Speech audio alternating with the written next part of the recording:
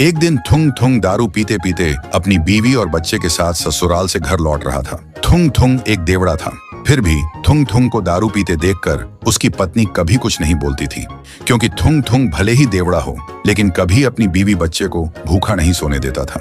वह अपनी बीवी और बच्चे से बहुत प्यार करता था और थुंग थुंग देवड़ा बना ही इसलिए था क्योंकि वह एक गरीब किसान था। उसे हमेशा एक ही बात सताती रहती थी, अगर कभी फसल अच्छी नहीं हुई तो क्या होगा, और अगर उसे कुछ हो गया तो उसकी बीवी बच्चे का क्या होगा। इसी बेकार टेंशन की वजह से थुंग थुंग देवड़ा बन गया था। लेकिन जिस गांव में थुंग थुंग रहता था उस गांव में एक पुराना राज था। उस गांव के बाहर एक पुरानी हवेली थी और उस हवेली के अंदर एक बड़ा सा आईना रखा था जिसके अंदर सिर्फ काला अंधेरा था। लोग कहते थे वह आईना चेहरा नहीं नियत देखता है और उसी का भविष्य दिखाता है। और कहते हैं कि बहुत साल पहले एक आदमी जब उस आईने के पास गया तो आईने ने उसे अपने अंदर खींच लिया था। इसीलिए सालों से किसी ने न उस हवेली में घुसने की और न ही उस आईने में झांकने की हिम्मत की थी।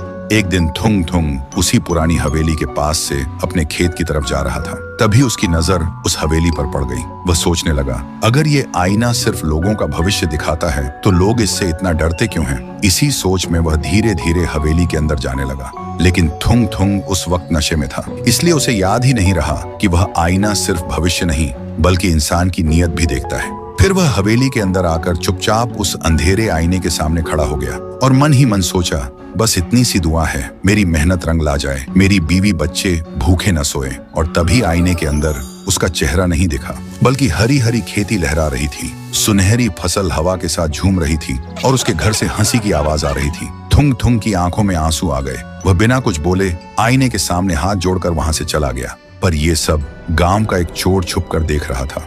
ये सब देखते ही उसके मन में लालच आ गया। वह सोचने लगा, गांव वाले झूठ बोलते हैं, ये आईना तो जादुई है जो लोगों का भविष्य उजाला करता है। शायद इसलिए गांव वाले सच छुपा रहे हैं ताकि सिर्फ वही अपना पेट भर सकें।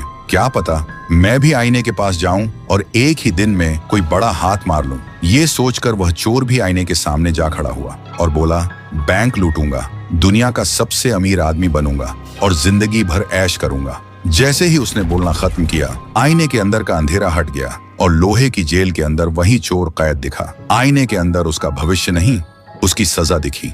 ये देखते ही चोर का शरीर कांपने लगा। वह गुस्से से चिल्लाया, झूठ है, सब झूठ है, और गुस्से में आईना तोड़ने लगा। लेकिन तभी आईना हिलने लगा और एक ही झटके में उस चोर को अपने अंदर खींच लिया। तो दोस्तों, भविष्य देखने के लिए किसी जादुई आईने की जरूरत नहीं होती। सच तो ये है कि इंसान की नीयत और उसके कर्म ही उसका असली आईना होते हैं।